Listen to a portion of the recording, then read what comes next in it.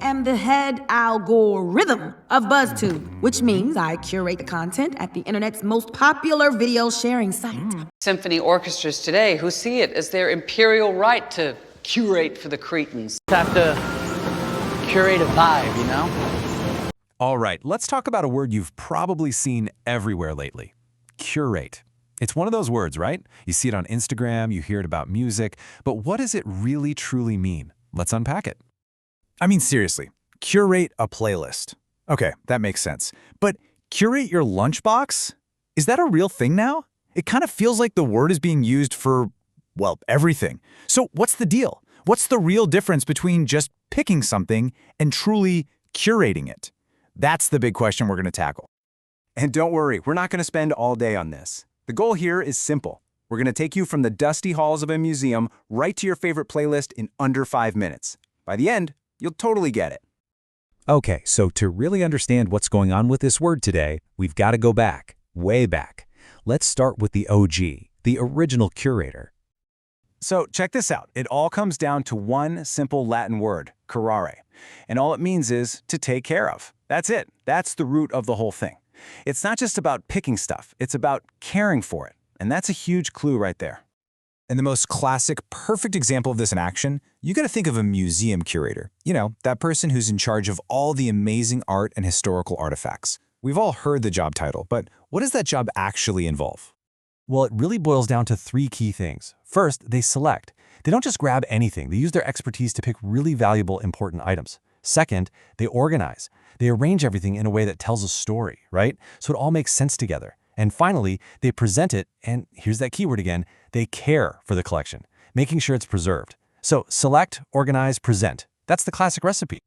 All right, so that's the old school museum curator.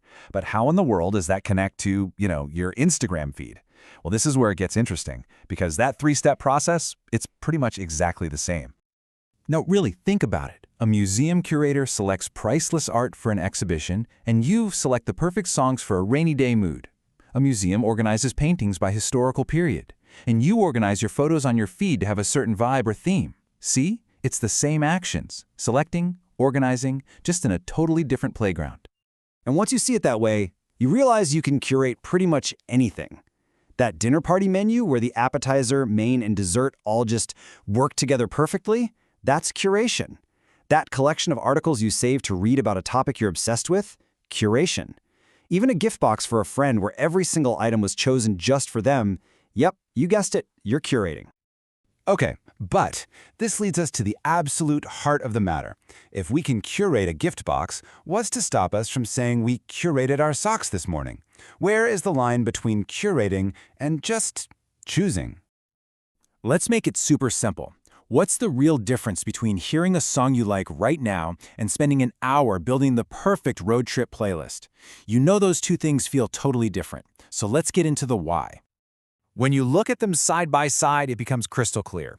Just choosing something is usually pretty low effort, right? It's an impulse. You're focused on just that one thing. But thoughtful curation, that takes work.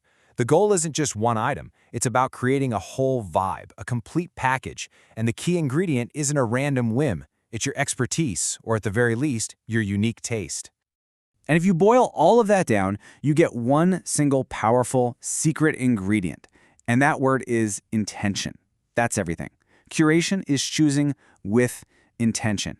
It's the thought, the purpose, the story behind why you picked what you picked. You're not just grabbing things, you're building something meaningful.